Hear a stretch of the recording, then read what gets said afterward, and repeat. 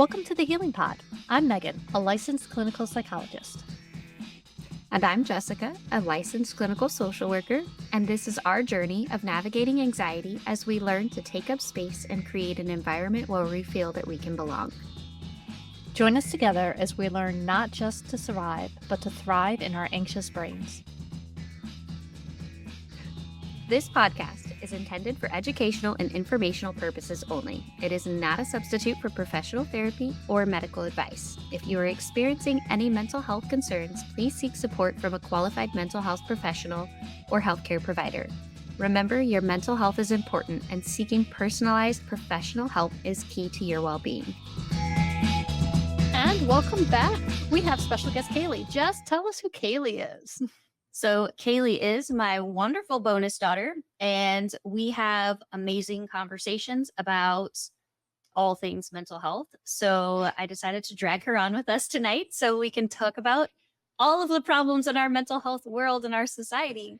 So she is the patient advocate and admissions coordinator at a mental health residential here in the state of Florida. I'm not going to say where because I don't want any of you weirdos going and tracking her down. Please don't. There are gators in Florida. We will make you stop being weirdos. Don't try us. Yes. Don't mess with my baby. So we're excited to have her on with us tonight so we can just have fun conversations about all of the things. Yes, welcome. I'm glad you could join us tonight. Thank you. I'm excited to be here. So be prepared. There's a whole lot of inappropriate that happens here. Most of it, Megan goes and cuts out. It depends. So we have our YouTube version, which is slightly less edited, other than the parts I'm like, no, that doesn't need to go. And then I hide all those on our Patreon. If anyone ever wants to pay money and buy us a cup of coffee, they can see all those bits. But you got to pay us money for those, because sometimes we just talk about the fact that none of us want to wear a bra after work or during work. That's about it. So Kaley and I were having a fascinating conversation the other night, which is what led her to getting drug onto the show. So we were talking about diagnoses that bring out sociopathic tendencies, and what a true sociopathic tendency looks like versus the internet's version, right? And then kind of how asylums were shut down a long time ago because there was so many unethical things that were happening to people who couldn't speak up or take care of themselves. And then it was really just replaced with acute care, which for all those who don't know, acute care is just let me medicate you and send you back out the door and call it good. And now in return, the jail systems are our long-term care for those who don't have any chances of getting better because unfortunately they have a long-term illness. Yeah. So I think there's definitely a lot in that. And I know one of the lovely sticking points in our profession is sociopathy, psychopathology, psychopaths, sociopaths. Those are not diagnoses. So for you, Kaley, what do those mean to you? What is this population we're looking at here at this discussion? I know in regards to the discussion I was having with Jessica, it was primarily with adolescents. I work with adolescents, so I don't see much of the adults, but when I get their referrals and I'm going through their intake packets, I can see the 15 million different diagnoses that they've been given by several different providers. And sometimes it's like, well, we have to look deeper into it. The one that I was talking about with Jessica was an adolescent boy who was already diagnosed with antisocial. And we were like, he's 15. How does that work? That is literally one of the ones that has an age restriction on it. Some of the personality disorders don't. That one literally has it. Right. She hears me rant on the regular every time she sends me diagnoses that these kids have. I'm like, no, they don't. Do you have a favorite diagnosis to hate? Which one do you hate the most?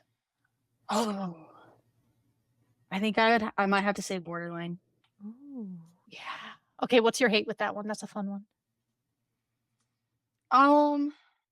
And this is not saying borderline or people with borderline personality disorder. This is when we get that card and it says this person is a borderline. Yeah. Why do you hate that? Yeah. Well, often when it comes through and somebody's labeled borderline, I'm going through the packets, there's a lot of the very somatic, attention seeking type behaviors. And I don't know, something about it, and it's usually, there's also adjectives following it with manipulative and lying and stuff like that. And the manipulation is always Mm. something that just doesn't sit well for me. Mhm. Um, so Mm. that one's always at the top of the list. Oh, no. We ranted on that one a lot when we did our Chat GPT definition episode because Yes. there's so much trauma in the borderline diagnosis and then people that get it. There's so much attachment issues, and it Mhm. doesn't capture that at all when they're just like, "Oh, you should walk on eggshells around this person because they're going to hate you and be manipulative and lie all Right. the time." Like they're going to try to survive because they think the world is about to abandon them. Of course, they're going to do that. Yeah. Ugh. And I will say, Kaylee has the personality where that borderlines are drawn to because she's caring, she's empathetic, and she will also tell them about themselves. So it's like that push pull of, oh, I want to be next to you, but oh my gosh, you just told me Mm. how I was wrong or what I did wasn't right. Mhm. So now come back to me again so you can Mhm. tell me some more. Please Yeah. let me earn your acceptance and your love.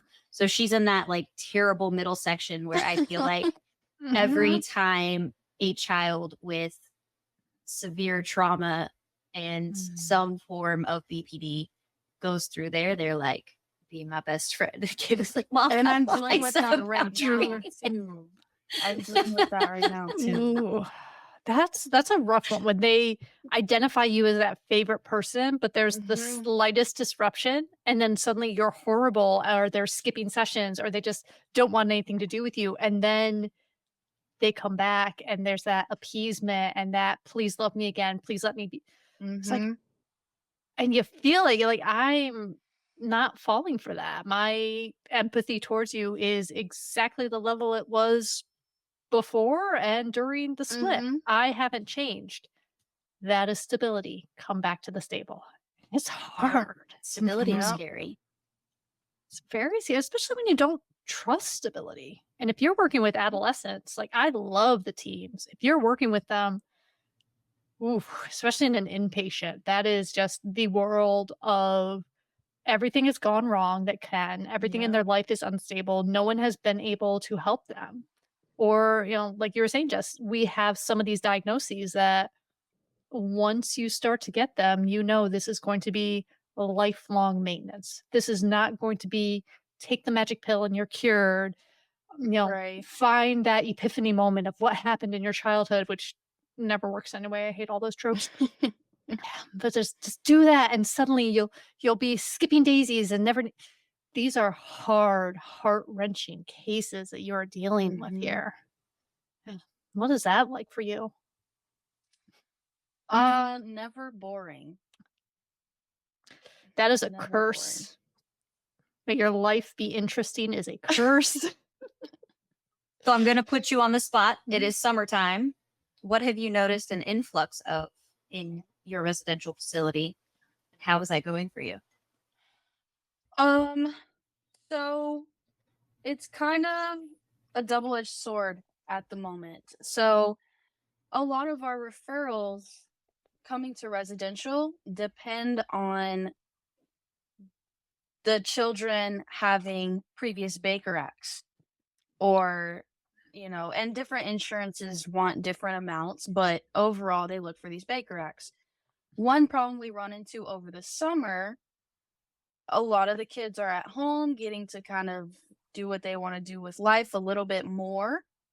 So, not as many Baker Acts means we don't end up with many referrals. So, right now, and we've kind of seen it nationwide with residentials, census is a little bit low for adolescents. But then the problem with the referrals that we do get is that, we can take acuity up to this level, the referrals we get are up at this level. And so that's been kind of a Okay. give and Yeah. take with our coming and going. You have open beds, so they're looking to fill them with the kids that can't go anywhere else. And Oof. a lot of the kids are DJJ kids. Okay. So, because I'm in New York, so I know what Baker Act is, but a lot of our listeners might not. Can you explain that for us? Either of you Floridians here?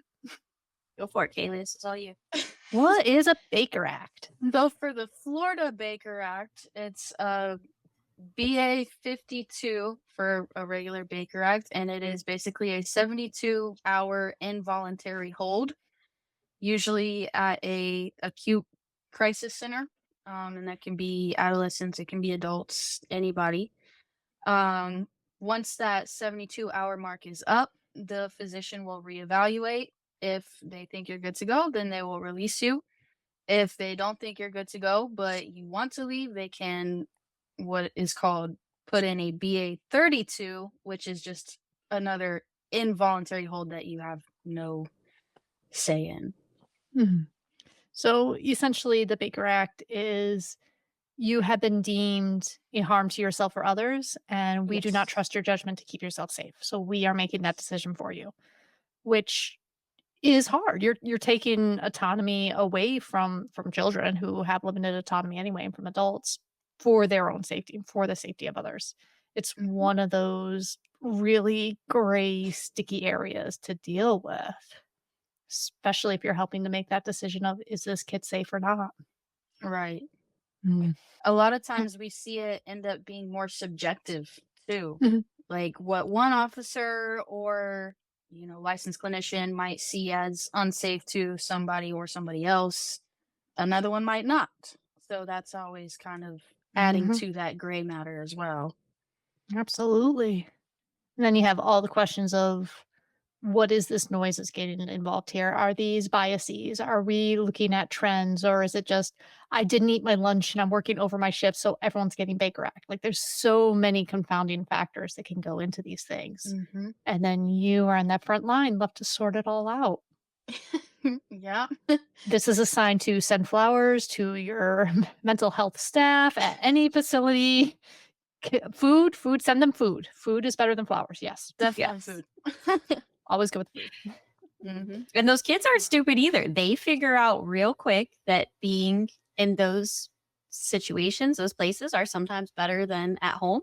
Or for my DJJ kids, when I was there, I can't tell you how many officers came in or would call and just say, can you please just Baker Act them? I don't want to deal with this kid anymore tonight. They're not listening.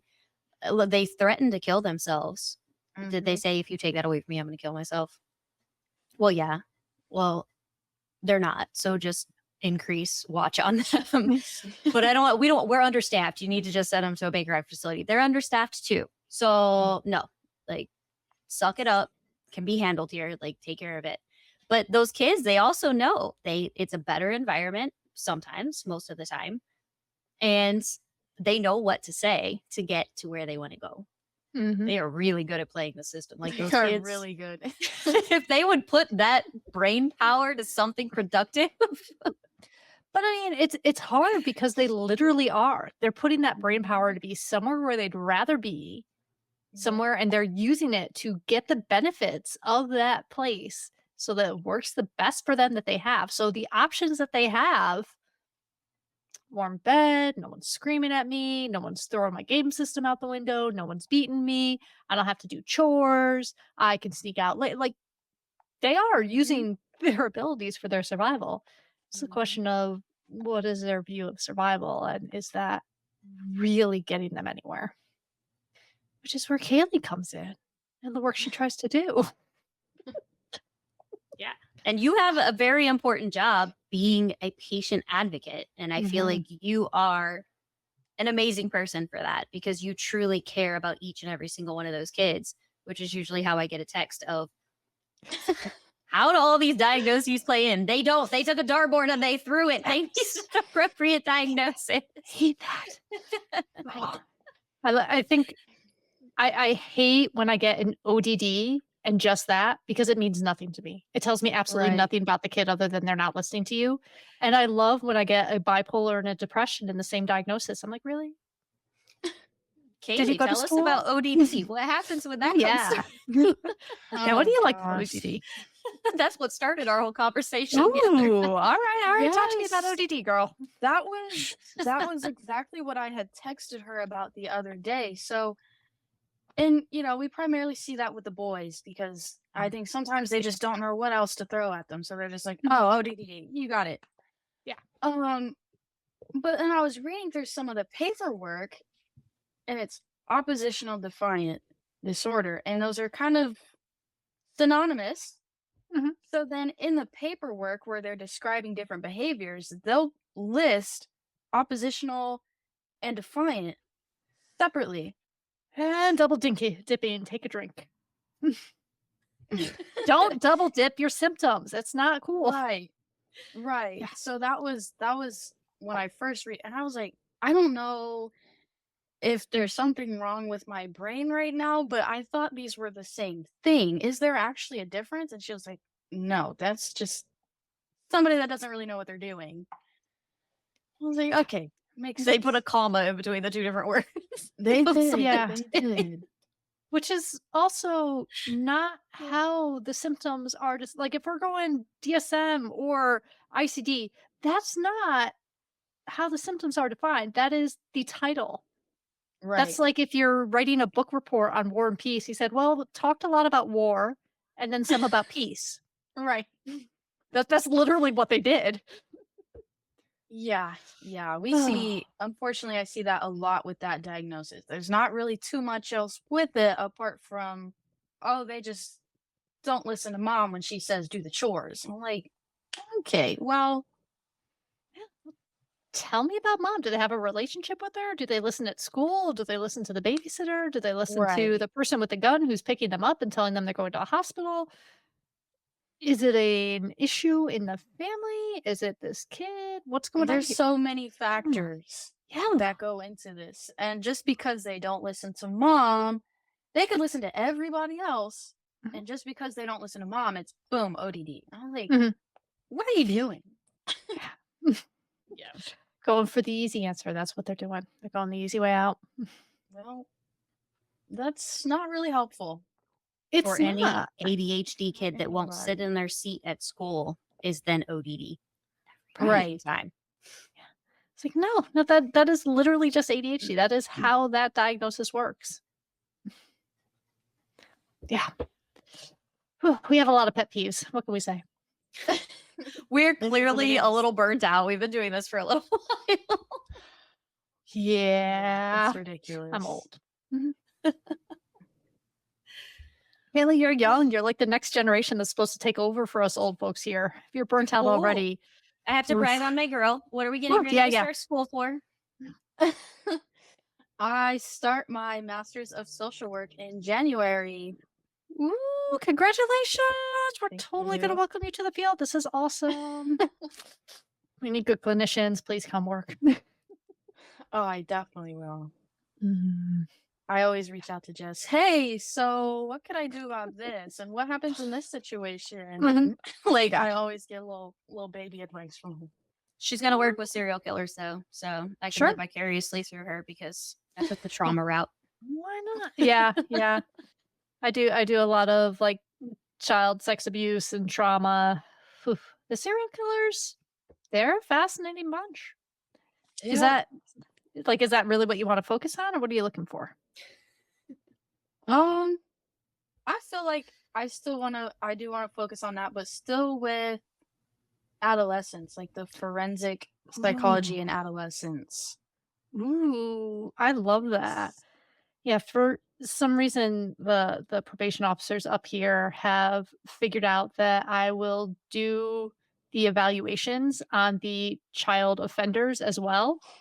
So now they love me for that. They keep sending them to me because not many people do that. So if you want to continue and to do assessments as well, we will help train you. I think you have a job if you get licensed in New York.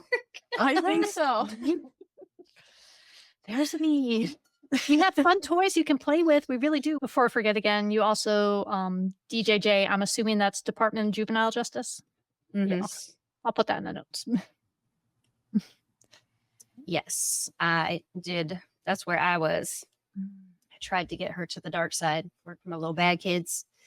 She really loves her hospital work, though. Bad kids were fun. I did a stint with the DC Supreme Court with the bad kids. I've never seen such a short child steal a car. Like literally the first Oh session was, my how did you look over the steering wheel? You're so short and you're 12. How did you steal a car, child? I love you. You're amazing. What? And I think it's so funny that you just said that because I actually had a kid here when I worked in the acute side on the crisis stabilization side. He was pretty short too, but I think he was 11. He was short for an 11-year-old. He stole a car twice and went on a whole police chase. And like, it's like, all right, I got some respect for what you did, but why and how's that working for you, kiddo? How'd this Right. end up? They need to Right. give these kids more credit and like find them a job instead of hospitalizing them. They do. I mean, I was lucky with when I was working because it wasn't a hospital, but it's like, there's some skills in here. There's some skills that would make really good stuff in the real world if we could just tap into it and say, okay, kid, what do you want?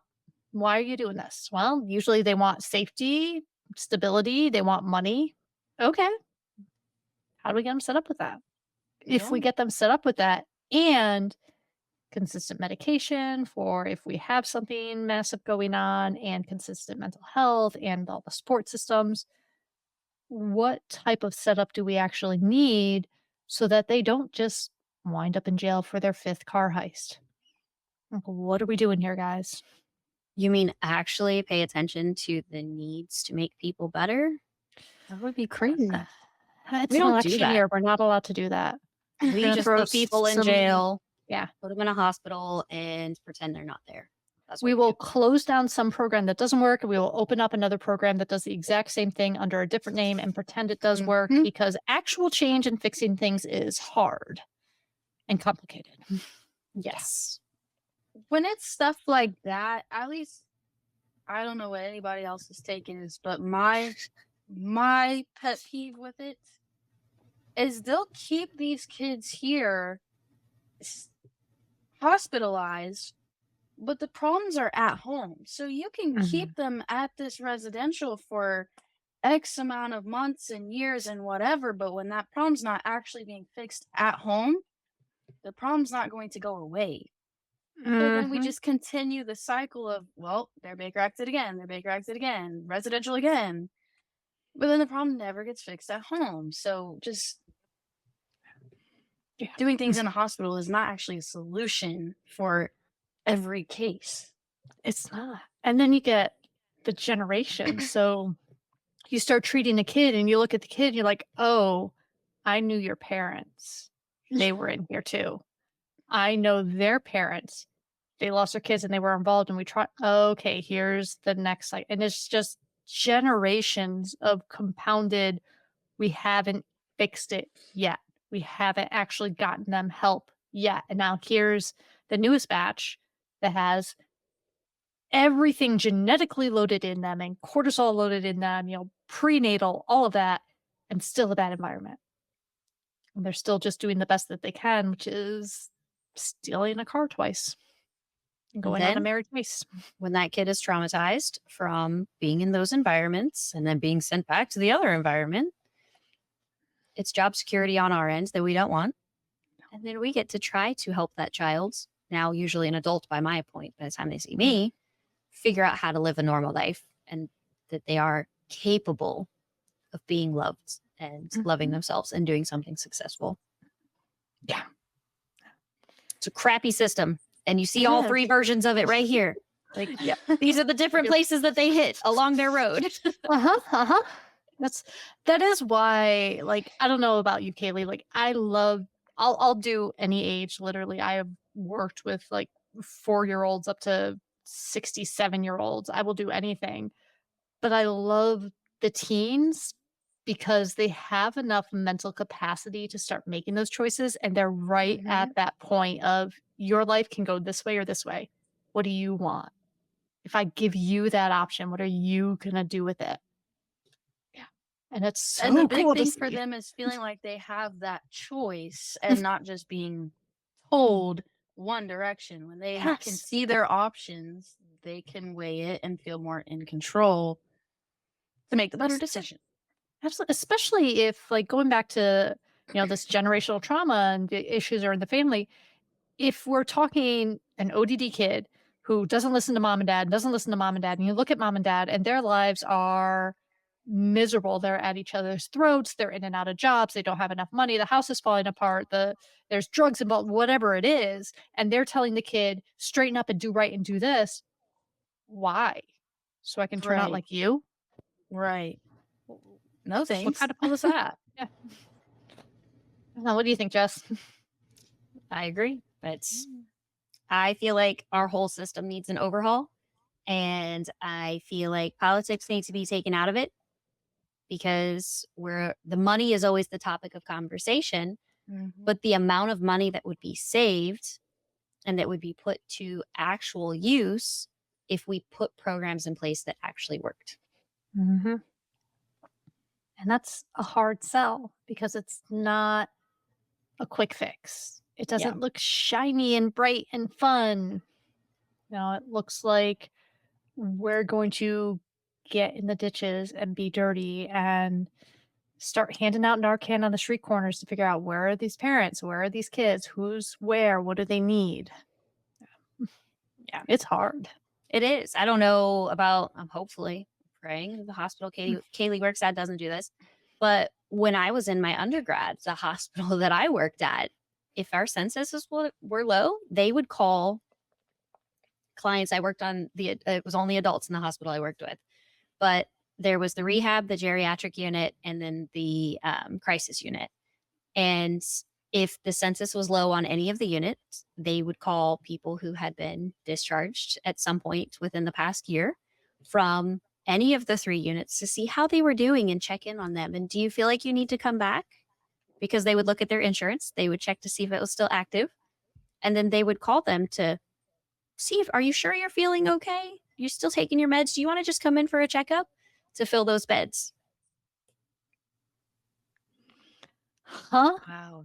That is our system. Wow. And that is when I was like, no, I don't want to work in this. On the one hand, there is the utter unethical driving force of that. On the other hand, I cannot fathom there being open beds. I had a client once. I called our local hospital, which is the hub for inpatient. No joke, every single day for a month and a half. There was never an open bed. Did they have good insurance? No. That's why there was no open That's beds. why. No, there's just never, like, they had Medicaid, but just nothing. There's never any open bed. We could have Well, a low you know census what? and We they'll still actually tell see a people lot of- they're We actually see a lot of success with Medicaid. A lot of our kids are Medicaid, and they're quick to accept that one because they'll cover the extended amount of time. It will. Yeah. It always pays. It doesn't always pay well, and there's all the paperwork involved with it, but it does always pay. It does No, pay. it's just, yeah. there's not, I mean, I think part of our problem up here is we have one hospital that is the hub for any bed at all. Like, if you get called in on a mental health check, you go to this one hospital. So that's just how it is. Oh, that explains you guys now. So here we are all privatized. There are only 2 Mhm. state hospitals and they are forensic hospitals. So the only time you're sent there is if you are the worst of the worst cases and like you need long-term care and you're a danger to others and they cannot release you, like you've been in and out and arrested several times. And then they're forensic, the state hospital portion of it for prisoners who can't be in the typical prison system are sent to the state hospital. So we have 2, we have one in the north and one in the south. And then everything else here is privatized. So because of that, it's a game of money. It doesn't matter who actually needs the care. It's whose care is going to pay the most for that bed. Yeah, which is sad. Yeah. But forensic work, like Kaley, that's what you want to get into? More the prison side of it, or what are we looking at here? I'm thinking so. Okay. Okay. Thinking so. So what are your We'll thoughts see. on how prisons and mental health are working right now? Not a trick question. I want to know your No, I political just viewpoint. Not a like Put you on gotcha. blast. Don't really care. no.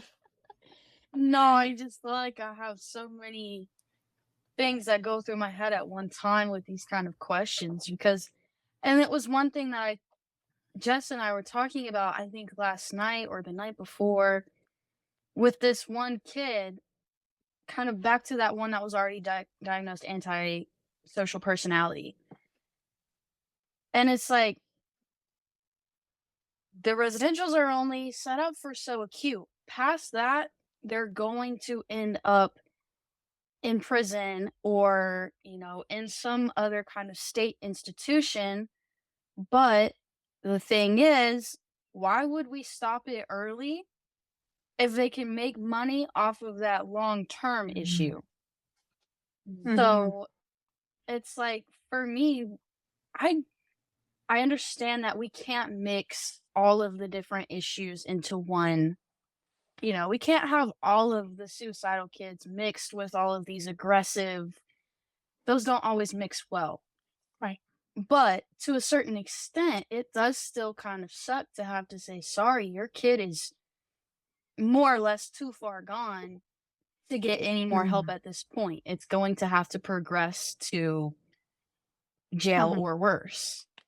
And so that's And always. that's because like you don't even the term of that, like your kid is too far gone. It's such a misnomer. Your kid needs very specific care that we are Mhm. not set up to provide because there is not funding to create this thing that your child needs. Right. And if we created it and we did it, and your child was the one child we had in it, we cannot ethically charge you the amount of money it would take to keep running this program. And I hate it. You feel so trapped. You want to do this extra work and it doesn't exist. So they go into a prison where,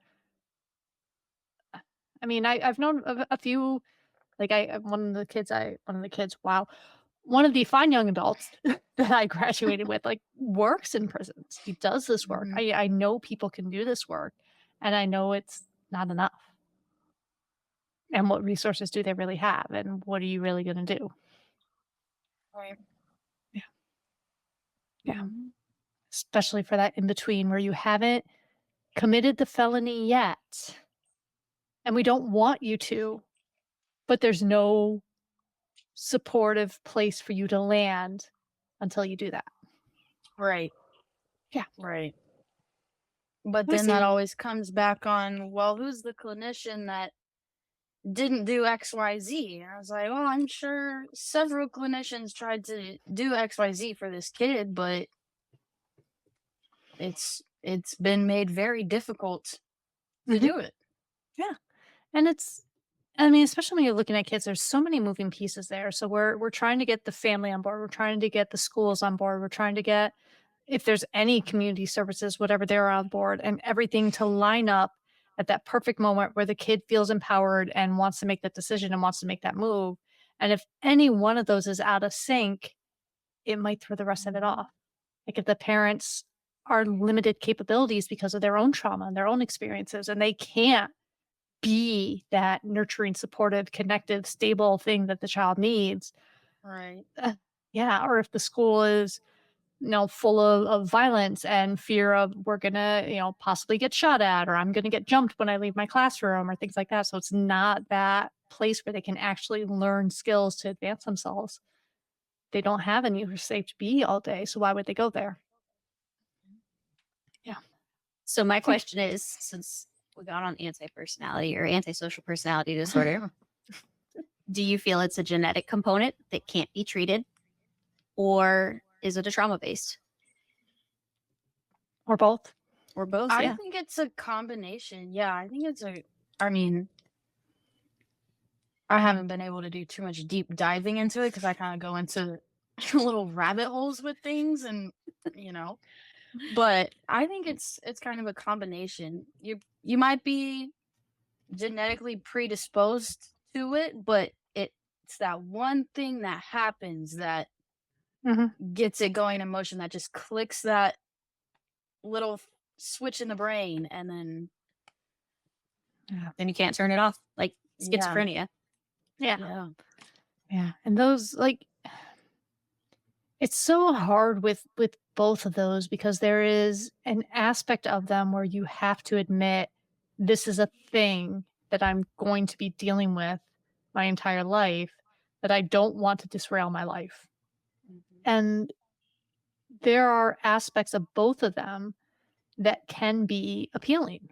Now, if you have versions of schizophrenia where you have that grandiosity, where you think you are important and you are special, you have this knowledge that other people have, saying you don't and giving up the thing that is making you feel important now with all the other garbage going on around you, that thing, we're asking you to give that up and to take this medication that dulls you down and makes you boring forever. That's a hard ask. And then antisocial personality, we don't have a medication to make you not antisocial personality. There is no nice pill. Yeah. There is no develop more empathy and act on that empathy pill. Mm-mm. So there's a few people, there's some that are like super out there, but on TikTok there has become a new trend of people with true antisocial personality disorder talking about how it impacts their life, what it actually means to have that, how it shows up in their relationships, and how it impacts them at jobs. That is I want to be fascinating. on that side of TikTok. Just put in either APD or antisocial and it comes up. Like it's a female, I think she's got like long brown hair, that talks about it, and she's like, I can turn a switch and I'm like Satan and I don't have control over that. She's like, but I have learned how to feel when it's coming on.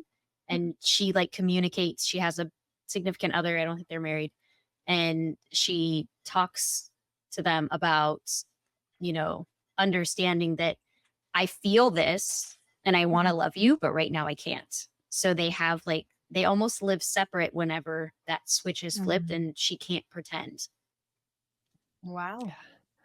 Yeah. I mean, and that's always interesting to me because there's so many things on TikTok that get watered down and fetishized almost. And like, I lost my car keys. I must have ADHD and 30 other diagnoses. And like, okay, child, breathe, be you, just be you. It's fine.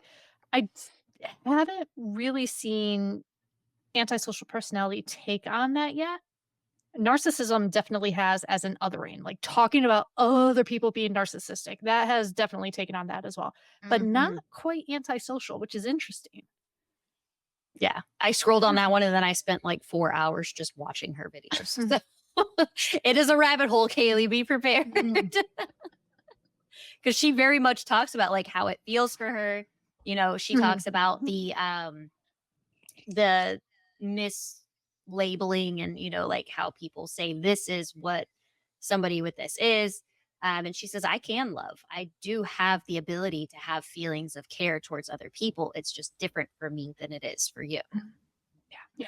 But there's a lot of that, like talking about Kaylee, you're at a residential, like there's a lot of places like the one near me, and there's other ones where it's that same issue we were just talking about, where it becomes so much about the money and so much about keeping people in there, keeping them powerless, keeping them thinking they're broken, just to get that paycheck over and over instead of actually helping them. Which means when we have people like you who want to help, who are advocating for these kids, like that is a big thing. You are saying, what do these kids want? What do these kids need? What is going on with these kids? You are on their side. Now people look at you and say, okay, but are you just secretly abusing them? What's going on? Yeah. I don't know. I've just met you, but you seem pretty cool. Jess vouches for you. I believe Jess. I don't know. I I don't know if know you. another one that's kind of I don't I try not to get on TikTok too much, but at least with the population I'm around, it's always, oh, they're so bipolar. Oh, they're so bipolar. Mm, And I'm like, mm, Maybe not. What you see on TikTok as bipolar does not mean everybody is bipolar. Yeah. I They're mean, borderline. Everybody has a borderline. I too feel different emotions at different times in my life. Doesn't that mean I'm bipolar? Sometimes I'm happy and sometimes I'm sad. Isn't that the definition? We can't be one emotion all the time. Have you not seen Inside Out? Right. I mostly identify with anxiety. Oof, that spiral that anxiety did. And have you watched the new movie?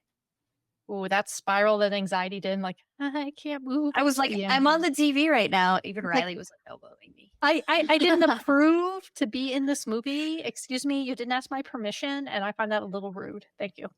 Exactly.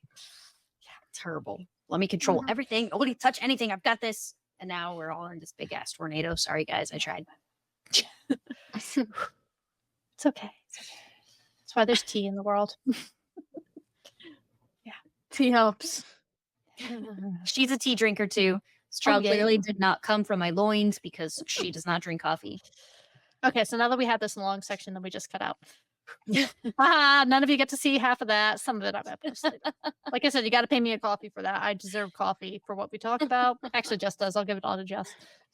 You deserve a This tea. is They make tea at Starbucks too. Yay, they do make tea at Starbucks. They make good tea at There's my Starbucks. bella girl. She My used to Bella. snuggle with me, and then her grandpa's a jerk.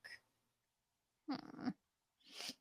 And now she snuggles here, and she gets Tuesdays with Ash, and they play outside and run around all day. She's such a cutie. She's the snuggliest baby ever. Yes. But I suppose we've been talking for a while. So, Kaley, anything else you want us to know or you want to add in now that we've completely diverged from all the topics? No, I don't think so. Alright. I think. Well, I think. I think sometimes, and then I'm wrong. No, I think I got out all of my thoughts on the things that we brought up. So Beautiful. And we have a pending trip now to go see And a you in New pending York. trip. Yeah. Yes. Come see. We will give you a full penile plethysmograph demonstration. Well, not full. We can semi-hook Did you someone grow a up for penis? it. No.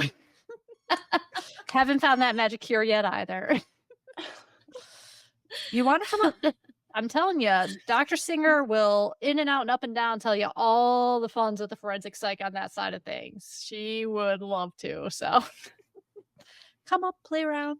But really, thank you so much for joining us. If you are bored, come back. Let us know. We'll just drop you the link and you can drop in if you want. If you want to listen to us ramble and think we're full of shit and you want to pop in and say something about what we said, please feel free.